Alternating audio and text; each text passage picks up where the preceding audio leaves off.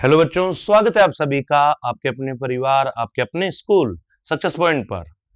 एक बात कही जाती है अक्सर कि किसी भी वृक्ष की, किसी भी पेड़ की अगर आप लोगों को मजबूती जाननी हो तो उसकी जड़ों को देखना होगा।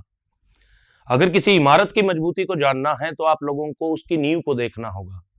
उसी प्रकार किसी स्टूडेंट के अगर नॉलेज की डेप्थ जाननी है तो उसका फाउंडेशन कैसा है, इसका अहम रोल होता है।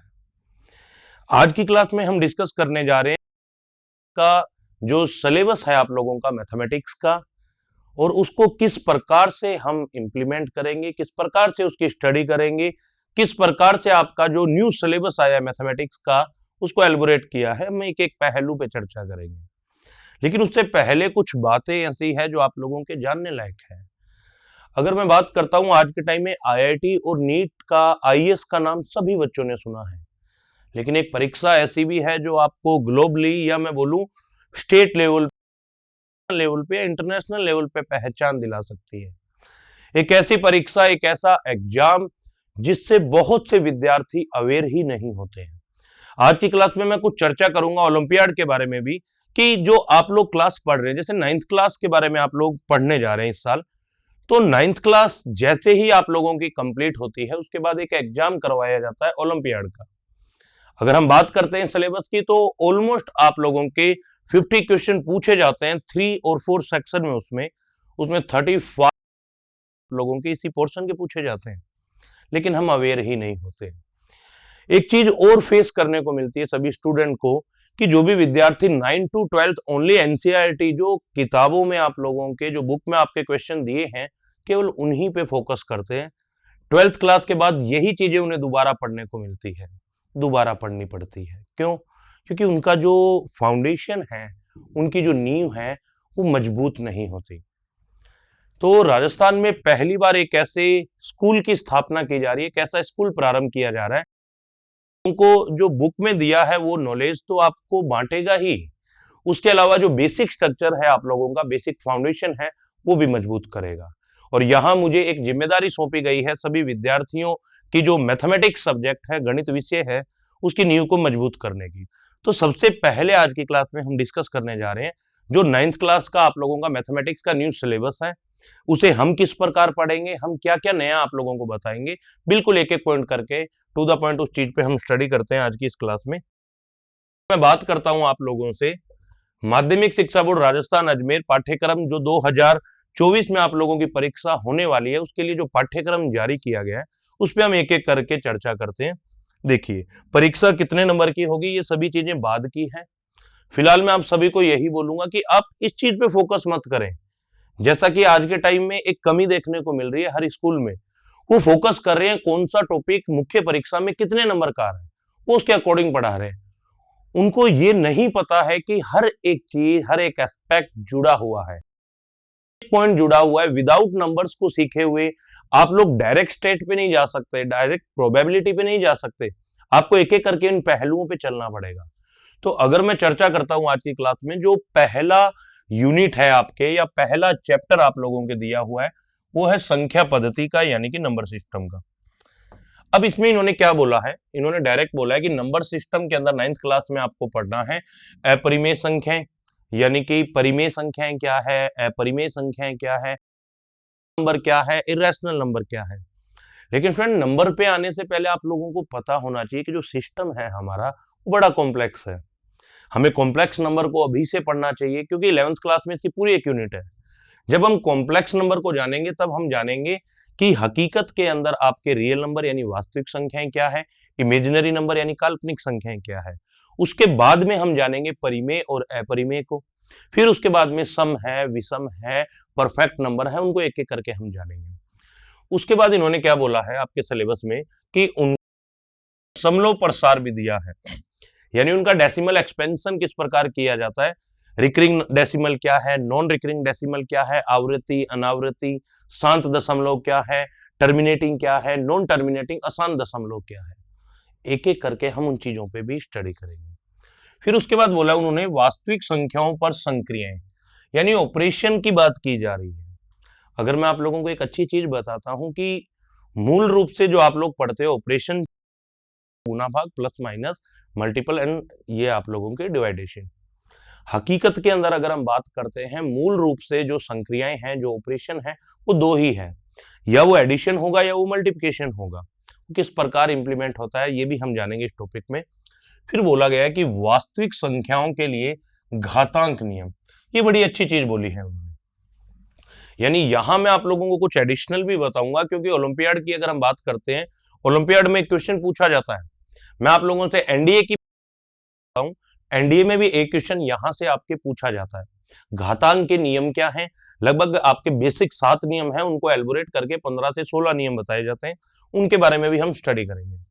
फिर गया है अपरिमेय संख्या, ये चीजें हम थोड़ा सा साथ में पढ़ लेंगे, परिमेय और अपरिमेय संख्याओं के बारे में। फिर ये रिपीट है आपके कि वास्तविक संख्या और उनके दशमलव विस्तार क्या है, ठीक है। फिर बोला गया वास्तविक संख्याओं पर संचालन किस प्रकार किया जाता है, ऑपरेट कैसे किया जाता है, और वास्तविक संख्याओं के लिए घातांक के नियम। यानी अगर मैं आप लोगों से बात करूं, ये चीज 9th क्लास में भी पढ़ोगे आप। नंबर सिस्टम की अगर मैं बात करता हूं, ये 10th क्लास में भी थोड़ा बहुत आप लोगों को यूज होगा, लेकिन जैसे ही आप 12th क्लास पास आउट कर लेते हो, आप इन फ्यूचर आपका सपना है कि सर मैं आईएएस की तैयारी करूंगा, तो सीसेट का जो एग्जाम है उसमें भी 4 से 5 क्वेश्चन ओनली इस नंबर सिस्टम के पूछे जाते हैं। ओलंपियाड के अंदर इसके क्वेश्चन पूछे जाते हैं आपके। जो लास्ट पोर्शन होता है ओलंपियाड का, जो का है आपके, जो सबसे टफ रहता है, उसमें एक क्वेश्चन इसका आता है हर बार। तो यहां मैं आप लोगों को जितना सिलेबस है ओनली वो चीजें तो बताऊंगा ही बताऊंगा। उसके अलावा मैं जो एडिशनल चीजें हैं, यूनिट डिजिट कैसे फाइंड आउट करते हैं, नंबर ऑफ जीरोज कैसे फाइंड आउट करते हैं, उनके बारे में भी मैं आप लोगों से डिस्कस करूंगा, एक एक पॉइंट आपको बताने का प्रयास करूंगा। फिर हम आगे चलते हैं। ये यूनिट आपके बताई गई है 9th क्लास में, 8 अंकों की रहेगी। फिर है आपके एल्जेब्रिक पोर्शन, यानी यूनिट 2 है आपके बीच, जिसमें पहला टॉपिक है आपके पॉलिनोमियल्स यानी बहुपद का। इसमें एक चर वाले, देखिए चर का मतलब क्या है, जैसे मैं अगर आप लोगों से एक बेसिक बात करता हूं, चर यानी कि वेरिएबल क्या है जिनकी कोई वैल्यू फिक्स नहीं है। जैसे मैंने लिख दिया कि माना वो संख्या x है, x ही तो मानते हैं हम सारे। अगर हमने उस संख्या को x मान लिया तो हमें नहीं पता उस x की वैल्यू क्या है, वो हम फाइंड आउट करेंगे। अब इसने कहा कि एक चर वाले बहुपद, ठीक है, बहुपद डिस्कस करेंगे।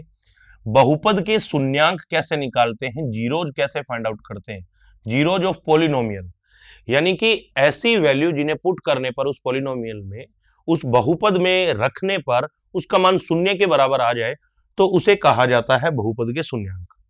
फिर उन बहुपदों का गुणनखंड कैसे किया जाता है, बायपार्ट कैसे किया जाता है, और बीज गणितीय सर्व समीकरण एल्जेब्रिक इनइक्वालिटीज भी आपके पोर्शन में है।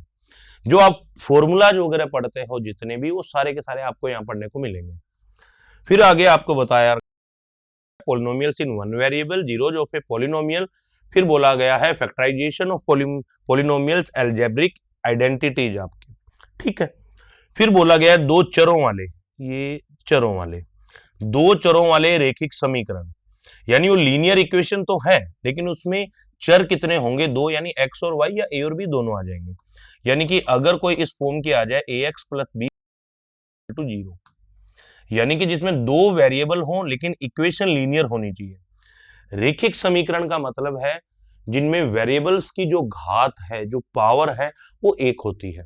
अगर पावर 2 हो जाती है तो द्विघात बन जाता है, 3 हो जाती है तो त्रिघात बन जाता है।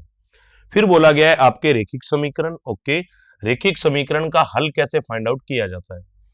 Linear equation, solution of a linear equation, 4 तरीके हैं लीनियर इक्वेशन को सोल्व करने के। उन चारों तरीकों के बारे में मैं आप लोगों को एक एक करके बताने का प्रयास करूंगा यहाँ। फिर हम चलते, इंपॉर्टेंट पोर्शन है जो आगे चल के बहुत यूज होगा, निर्देशांक पद्धति, कोऑर्डिनेट सिस्टम, 10 अंकों का रहेगा। कोऑर्डिनेट कैसे फाइंड आउट किए जाते हैं, आप लोगों ने कई बार देखा होगा कि टीचर क्या करता है, जहां पे आपके दो एक्सिस काटते हैं इस प्रकार, टीचर डायरेक्ट लिख देता है ये 0 0 होते हैं। ये 0 0 क्यों होते हैं, इसके पीछे पूरा कोऑर्डिनेट सिस्टम काम करता है। हम कई बार कई चीजों को रट लेते हैं डायरेक्ट, कोऑर्डिनेट ये हैं, इसके कोऑर्डिनेट ये हैं, लेकिन ये होता क्यों है हमें सीरियसली उनके बारे में नहीं पता। तो बड़ा प्यारा टॉपिक है कोऑर्डिनेट सिस्टम आप लोगों के। निर्देशांक पद्धति, निर्देशांक जो सिस्टम है आपका, उसमें क्या क्या दिया है आपके 9th क्लास में। कार्टेशियन सिस्टम दे रखा है यानी कार्तीय पद्धति, तल में एक बिंदु आलेखित करना, जबकि इसके निर्देशांक दिए गए हों। यानी उस बिंदु को आइडेंटिफाई कैसे किया जाता है, उसको ग्राफिकली कैसे बताया जाता है, यहां मैं आप लोगों को, ठीक है। और ये 10 अंकों का दिया हुआ है आपके। फिर उसके बाद आगे चलते हैं, ज्योमेट्री का ही पोर्शन है आप लोगों की, क्या क्या है, 3 अंकों का पोर्शन रहेगा इसमें। यूक्लिड की ज्यामिति का परिचय, यानी introduction to Euclid's geometry. Euclid ने अपना क्या क्या योगदान दिया था ज्यामिति में, वो आप लोगों को इस टॉपिक में सीखने को मिलेगा।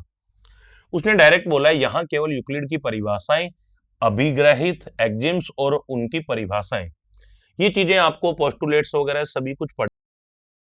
फिर आ जाता है बड़ा प्यारा टॉपिक है लाइन एंड एंगल। यहां मैं थोड़ा सा हमारे सिस्टम के खिलाफ भी चलूंगा। लाइंस क्या है, एंगल्स क्या है, उससे पहले हमें सीखना पड़ेगा प्लेन क्या है, समतल क्या है, पॉइंट्स क्या होते हैं, लाइंस क्या है। उसके बाद एक एक पॉइंट को हम एलबोरेट करते हुए चलेंगे। और बड़ा खूबसूरत और बेहतरीन टॉपिक है आपके लाइन एंड एंगल, जिसको हम टू द पॉइंट चलते हुए कुछ एडिशनल चीजों के साथ पढ़ेंगे। इसमें बोला है आधारभूत पद और परिभाषाएं, छेदी रेखाएं, यानी कि कब लाइनें एक दूसरे को इंटरसेक्ट करती है, कितने प्रकार से कर सकती है वो पढ़ेंगे। और अप्रतिच्छेदी रेखाएं कोणों के युग्म, एक ही रेखा के समांतर रेखाएं कितनी होती है वगैरह, ठीक है। ये आपके रहेगा 6 नंबर का। बड़ा प्यारा टॉपिक है, इसको हम अच्छे तरीके से पढ़ने का प्रयास करेंगे। फिर आ जाता है ट्राइंगल। ट्राइंगल के बारे में एक बड़ा खूबसूरत सा क्वेश्चन मुझे याद आता है अभी, कि find out the first polygon. आपसे बोला था कि कोई भी ऑप्शन दिए जाएंगे और आप बताइए पहला बहुभुज क्या होता है। सो मैं आप लोगों को क्लियर कर देता हूं, triangle is a first polygon. त्रिभुज प्रथम बहुभुज होता है। और बहुभुज क्या है, अगर मैं क्लियर बताऊं आपको, कि a region bounded by many side, a region bounded by many side is called a polygon. एक ऐसा क्षेत्र जो बहुत सी भुजाओं के द्वारा घिरा हुआ होता है वो बहुभुज कहलाता है। अगर 3 भुजाएं हैं तो त्रिभुज होगा, 4 भुजाएं हैं तो चतुर्भुज होगा, 5 भुजाएं हैं तो पंचभुज होगा, अष्टभुज होगा, इस प्रकार से। इसमें क्या बोला है, त्रिभुजों की सर्वांग समता, सर्व अंग समान, और त्रिभुजों की सर्वांग समता के लिए कसौटियां क्या क्या होगी, प्रॉपर्टीज क्या क्या होगी, वो पढ़ेंगे। यानी यह कॉन्ग्रुएंसी के बारे में आप लोगों को समझने को मिलेगा। सर्वांग समता का देखिए नाम से ही क्लियर है, सभी अंग समान होने चाहिए। यानी अगर वो उसको ओवरलैप कर लेता है, अगर वो उसको ढक लेता है पूरा पूरा, तो उसे सर्वांग सम त्रिभुज कहा जाता है। किस प्रकार कंपैरिजन, 4 नियम हैं इनकी कॉन्ग्रुएंसी के, वो हम इस टॉपिक में पढ़ने का प्रयास करेंगे। अब हम थोड़ा आगे की ओर चलते हैं, देखते हैं अगली यूनिट में आप लोगों को क्या बताया गया है। अगली जो आपके यूनिट है उसका चैप्टर नंबर है आपके 8, यानी कि जिसमें बताया गया है आपके चतुर्भुज के बारे में, क्वाड्रिलेटरल के बारे में। अगर हम बात करते हैं चतुर्भुज की, तो जो सेकंड आपके पॉलीगन है वो आप लोगों के क्वाड्रिलेटरल यानी कि चतुर्भुज होता है। कि a region bounded by 4 side is called a quadrilateral. अगर 3 भुजाओं से ट्रायंगल बनता है तो 4 भुजाओं से चतुर्भुज बनेगा। फ्रेंड दिया है, इसमें क्वालिटी दी है पैरेललोग्राम की, समांतर चतुर्भुज के गुण, और अगला दिया हुआ है आपके मिड पॉइंट थ्योरम, यानी कि मध्य बिंदु प्रमेय। यानी कि मिड पॉइंट से रिलेटेबल थ्योरम किस प्रकार आपके हैं, किस प्रकार अप्लाई की जाती है, क्वेश्चन में कितना यूज किया जाता है। अगर मैं बात करता हूं आपके इस साल जो सीसेट की परीक्षा हुई है उसमें एक क्वेश्चन इससे रिलेटेबल बना था, लेकिन उसका यूज किया गया था एक अलग टॉपिक में। फिर हम अगर आगे चलते हैं तो अगला टॉपिक है आपके सर्कल, यानी कि अगला टॉपिक बड़ा है, पूरी की पूरी ज्योमेट्री को एक प्रकार से इस टॉपिक में डाल दिया गया है। इस टॉपिक के अंदर यूज किया जाता है आपके लाइन एंड एंगल का यूज होगा, रेखा और कोण का यूज होगा, ट्रायंगल भी इसके अंदर बनेगा, क्वाड्रिलेटरल बनेगा तो साइक्लिक क्वाड्रिलेटरल बन जाता है, चक्रीय चतुर्भुज बन जाता है। एक एक पॉइंट का इसमें यूज किया जाएगा। तो सबसे बेहतरीन टॉपिक मेरे नजरिए में ज्योमेट्री का है सर्कल।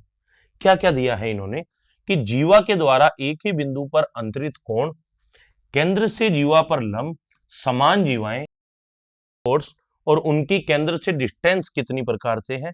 3 प्रकार से डिस्टेंस फाइंड आउट की जाती है। कैसे, हम विद एग्जांपल समझेंगे इन्हें। एक वृत्त के चाप यानी आर्क की बात कर रहा है, और उसके द्वारा अंतरित कोण, आर्क के द्वारा कैसे अंतरित कोण होता है सेंटर पे, उसे पढ़ेंगे। चक्रीय चतुर्भुज को पढ़ेंगे। बड़ा बेहतरीन टॉपिक है वैसे चक्रीय चतुर्भुज, कि आमने सामने के जो एंगल हैं अगर उनका सम 180 होगा तो सारे के सारे चतुर्भुज आपके साइक्लिक होंगे, यानी कि चक्रीय होंगे। और उसके बाद में आप लोगों की हम चलते हैं थोड़ा आगे की ओर। तो मेंस्ट्रुएशन से रिलेटेबल यूनिट है आपके यूनिट नंबर 5। सबसे पहला आ जाता है हीरोन का सूत्र, यानी हीरो का सूत्र। हम ट्रायंगल का एरिया फाइंड आउट करने के लिए जिस बेसिक स्ट्रक्चर का यूज करते हैं, उस बेसिक स्ट्रक्चर में सबसे इंपॉर्टेंट आ जाता है आपके हीरोन फॉर्मूला, यानी हीरो का सूत्र। रूट के अंदर S, S minus A, S minus B, S minus C. ये एस क्या है, एबीसी क्या है, क्या पैरामीटर है, एक एक करके उनकी स्टडी करेंगे। और इस हीरोन फॉर्मूले का मैं यूज आप दिखाऊंगा पैरेललोग्राम में भी, समांतर चतुर्भुज में भी इसका यूज किया जाता है। कैसे किया जाता है वो हम पढ़ेंगे। यानी त्रिभुज का क्षेत्रफल निकाला जाएगा हीरोन के सूत्र के द्वारा। ठीक है, 8 नंबर की ये यूनिट। फिर 12 अंक का अगला टॉपिक है आपके पृष्ठीय क्षेत्रफल और आयतन, सरफेस एरिया एंड वॉल्यूम। किसका निकालेंगे? एक लंबवर्तीय शंकु का पृष्ठीय क्षेत्रफल, गोले का पृष्ठीय क्षेत्रफल, लंबवर्तीय शंकु का आयतन, गोले का आयतन। यानी एक प्रकार से तीन ही चीजें दी है, गोला, बेलन और शंकु। लेकिन अगर मैं आपको कंपटीशन के लिहाज तो घन और घनाभ, क्यूब एंड क्यूबॉइड का भी यूज किया जाता है, हम वो भी यहां पढ़ने का प्रयास करेंगे ताकि आप लोगों का ये टॉपिक बहुत अच्छे से कवर हो सके। फिर उसके बाद चलते हैं यूनिट नंबर आपके जो लास्ट यूनिट है 6 नंबर, स्टेट की आ जाती है, यानी कि सांख्यिकी। इसके अंदर अभी आपके एक ही टॉपिक दिया हुआ है, आंकड़ों का आलेखीय निरूपण, यानी ग्राफिकल रिप्रेजेंटेशन ऑफ डाटा। सबसे इंपॉर्टेंट और समझने लायक टॉपिक है जो 10th में भी यूज होगा। आप लोगों को कुछ पॉइंट के बारे में बताता हूं, स्टूडेंट ध्यान दीजिएगा सारे के सारे। सबसे पहले अगर मैं आप लोगों को बताता हूं सिलेबस, जो आप लोगों के 12 चैप्टर हैं। अगर हम इन 12 चैप्टर की स्टूडेंट आप लोगों से बात करते हैं तो देखिए, अगर आप ओनली वही क्वेश्चन करते हैं जो आप लोगों की बुक में दिए हुए हैं, तो देखिए स्टूडेंट, मैं आप लोगों को पहले ही क्लियर कर देता हूं, 9th क्लास आपके करियर में सबसे इंपॉर्टेंट है। अगर मान लीजिए आप बनना चाहते हैं, आईआईटी में जाना चाहते हैं, नीट के अंदर साइंस का पोर्शन आ जाता है, मैथमेटिक्स का नहीं आता, लेकिन 9th और 10th में बड़ा यूजफुल है। उसके अलावा अगर आप किसी भी फील्ड में जाना चाहते हैं 12th क्लास के बाद, आप डिफेंस में जाना चाहते हैं, एनडीए में जाना चाहते हैं, एफकेट का एग्जाम ग्रेजुएशन के बाद फाइट करना चाहते हैं, सीडीएस की तैयारी करना चाहते हैं आने वाले समय में, तो टॉपिक यही है। 9th क्लास से आप लोगों का फाउंडेशन स्टार्ट हो जाता है। तो मेरा यही मानना है कि 9th से लेकर आप लोगों के जो 12th क्लास है, ये सबसे इंपॉर्टेंट है। आप किसी भी फील्ड में जा रहे हैं, जाना चाहते हैं, तो इस चीज के लिए मेरा मानना है आपके पेरेंट्स को बहुत अवेयर रहना पड़ेगा। आपको एक ऐसे विद्यालय, एक ऐसे स्कूल का चुनाव करना पड़ेगा जो स्कूली शिक्षा, यानी कि जो बुक में दिया है आप लोगों को, उसके साथ साथ बेसिक फाउंडेशन आपका मजबूत करे। अगर हम रेशियो की बात करते हैं, क्या रेशियो है हमारा? अगर डिस्ट्रिक्ट लेवल पे, तो ओलंपियाड जैसी परीक्षाओं में क्या रेशियो है हमारा? हम आफ्टर 12th क्लास, 12वीं क्लास जो भी है आपकी, वो क्लियर करने के बाद हमारे मन में एक ही टारगेट रहता है, अब हमें जाना पड़ेगा, हमें जयपुर जाना पड़ेगा, कोटा जाना पड़ेगा, दिल्ली जाना पड़ेगा। उससे पहले कोई ऑप्शन नहीं है हमारे पास। लेकिन फ्रेंड, मैं एक बात क्लियर करता हूं आपको, अगर ये यही 9th से 12th क्लास आप बहुत बेहतरीन तरीके से कर लेते हैं, तो आपको कहीं जाने की जरूरत नहीं है आज के टाइम में। लेकिन सवाल है, बहुत मजबूती से करनी पड़ेगी। ऐसे टीचर्स की आवश्यकता है मौजूदा शिक्षा नीति में जो मल्टी डायमेंशनल स्टडी आपको करवा सके। हर चीजों को एक चीज से जोड़ के पढ़ना पड़ेगा, एक एक पॉइंट का रिलेशन है आगे वाले टॉपिक में। अगर 9th क्लास बहुत अच्छे से पढ़ोगे, समझोगे कंसेप्ट को, तो 10th क्लास में आप अच्छी परफॉर्मेंस दे पाओगे। लेकिन एक कमी देखने को मिलती है आज की जो स्कूली शिक्षा है। मैं बात करता हूं अगर 10th क्लास की, अगर मैं आप लोगों से है, लास्ट बार है बोर्ड, हट जाएगा फिर, तो पूरा का पूरा जोर दिया जा रहा है, फोकस किया जा रहा है कि आपका स्कोर ज्यादा हो। एक मूवी आई थी 3 इडियट, आपने उसमें देखा था कि आप रटा के मशीनें बना सकते हो, एक बेहतरीन ह्यूमन बीइंग का निर्माण तो नहीं कर सकते आप, एक बेहतरीन इंसान नहीं बना सकते आप। तो आप लोगों को बेसिक स्ट्रक्चर तो मजबूत करना ही है, इन चीजों को सीखना ही है। लेकिन आप इस चीज को सोचिए, ये अभिभावकों के लिए मैं एक बात करने जा रहा हूं। अगर आप 9th और 10th में अगर अपने बच्चों का फाउंडेशन मजबूत करवा देते हैं, तो 11th और 12th क्लास में अगर वो मैथमेटिक्स भी लेता है बच्चा, तो बहुत अच्छी परफॉर्मेंस देगा। और 9 टू 12 तक अगर वो बहुत अच्छे तरीके से पढ़ता आया है, नींव मजबूत है उसकी, तो 12th क्लास के बाद वो एनडीए के फील्ड में जाता है, डिफेंस में जाता है, आईआईटी के फील्ड में जाना चाहता है या किसी भी एग्जाम की तैयारी करता है, उसको इन फ्यूचर इतनी नहीं पड़ेगी। लेकिन एक भेड़ चाल के तहत हम बढ़े जा रहे हैं, बढ़े जा रहे हैं, बढ़े जा रहे हैं। हम डायरेक्ट क्या कर रहे हैं, जैसे ही 10th क्लास की बारी आती है, हम फोकस करते हैं कि 10वीं क्लास में सांख्यिकी यानी स्टैटिक्स का हिस्सा है 15 मार्क्स का, 15 नंबर का। हम डायरेक्ट स्टैटिक्स करवा रहे हैं, बच्चे को कंसेप्ट ही नहीं पता। स्टैटिक्स इतना बेहतरीन टॉपिक है, क्या चीजें हैं, कब पोजीशन का इफेक्ट पड़ता है, कब मैथमेटिक्स चीजों का यूज किया जाता है, हर चीज में आप लोगों के स्टैटिक्स यूज होती है। लेकिन हमने जो हिंदी में बोला जाता है माध्य, माध्यिका, बहुलक, मीन, मोड, मीडियन बोला जाता है, हम केवल फॉर्मूला पढ़ा रहे हैं क्योंकि किताब में दिया हुआ है और हम डायरेक्ट बच्चों को रटा रहे हैं। जबकि आप लोगों को ये नहीं पता। अगर मैं आपसे एक नॉर्मल क्वेश्चन पूछ लेता हूं, मान लीजिए कि क्लास के अंदर सबसे बेहतरीन बच्चा कौन है, ब्रिलियंट बच्चा कौन है, ये किसके आधार पे बताओगे? मैं ये बोल देता हूं कि कल आपके बारिश हो सकती है, इसके बारे में अजम्पशन, पूर्वानुमान कैसे करोगे? स्टैटिक्स का हिस्सा है क्योंकि डाटा का यूज किया जाता है, किस प्रकार यूज किया जाता है वो सिखाया जाता है। लेकिन हमने तो फॉर्मूला पढ़े हैं, उनको अप्लाई करना सिखाया है। कुछ बच्चे हैं उन चीजों को रट के रिजल्ट अच्छा दे देते हैं, बस। बाकी बच्चों का क्या? तो एक ऐसे स्कूल को प्रारंभ किया जा रहा है सक्सेस पॉइंट के द्वारा, जहां पे बेहतरीन बच्चों पे ध्यान दिया ही जाएगा। हर संस्थान देता है, हम भी देंगे। लेकिन हमारा मुख्य टारगेट वो ब्रिलियंट बच्चे नहीं होंगे। हमारा मुख्य टारगेट वो बच्चा होगा जो बिल्कुल लास्ट में बैठा है और एक डर के कारण कभी वो क्वेश्चन भी पुट नहीं कर पा रहा होगा। उन बच्चों को तैयार करना आगे चलकर जो अच्छी परफॉर्मेंस दे सके, अपने सब्जेक्ट का चुनाव खुद कर सके, न कि अपने अभिभावकों के कहने पे एक सब्जेक्ट चूज करे। तो बच्चों, 9th क्लास का जो मैथमेटिक्स की जिम्मेदारी है वो मुझे दी गई है। बाइलिंगुअल चलेंगे हम, Hindi as well as English. Hindi और इंग्लिश दोनों में हम चलेंगे। और इस चीज के लिए मैं आप लोगों को एश्योर करता हूं कि 9th क्लास अगर आपने अच्छे से यहां कर ली, तो आप लोग खुद आप में और बाकी बच्चों में। हमारा मेन टारगेट यही रहेगा कि अन्य टॉपर की तुलना हम हमारी क्लास के लास्ट बच्चे से कर सकें और वो उनसे डेफिनेटली मैथमेटिक्स में अच्छी परफॉर्मेंस देगा। इस चीज के लिए मैं आप लोगों को एश्योर करता हूं। तो 9th क्लास का जो फाउंडेशन है आप लोगों के, वो जल्द ही हमारे स्कूल में प्रारंभ किया जा रहा है। आप सभी विद्यार्थी अपना एनरोलमेंट जरूर कराएं और 1 साल की स्टडी के अंदर आप अपने आप में और बाकी सभी में डिफरेंस देखें। इस चीज के लिए समय समय पर यूट्यूब पे अवेलेबल रहूंगा। 9th class, 10th class, 11th mathematics और 12th मैथमेटिक्स के टॉपिक के जरिए, ताकि आप लोगों को पता चल सके कि जो दिया हुआ है किताब में वो आप लोग पढ़ रहे हैं, वो सही तरीके से पढ़ रहे हैं या नहीं पढ़ रहे हैं। तो बिल्कुल तनाव मुक्त रहिए, टेंशन फ्री रहिए, फ्री माइंड रहिए। पूरी सक्सेस पॉइंट टीम आप लोगों के साथ है। आप लोगों के करियर के अंदर हम अपना योगदान दे सकें, यही हमारी आशा है। तो इसी के साथ मैं अब आप सभी बच्चों से विदा लेता हूं। उपस्थित होऊंगा आप सभी बच्चों के बीच एक नए वीडियो के माध्यम से। तब तक के लिए आप सभी को take care and good bye.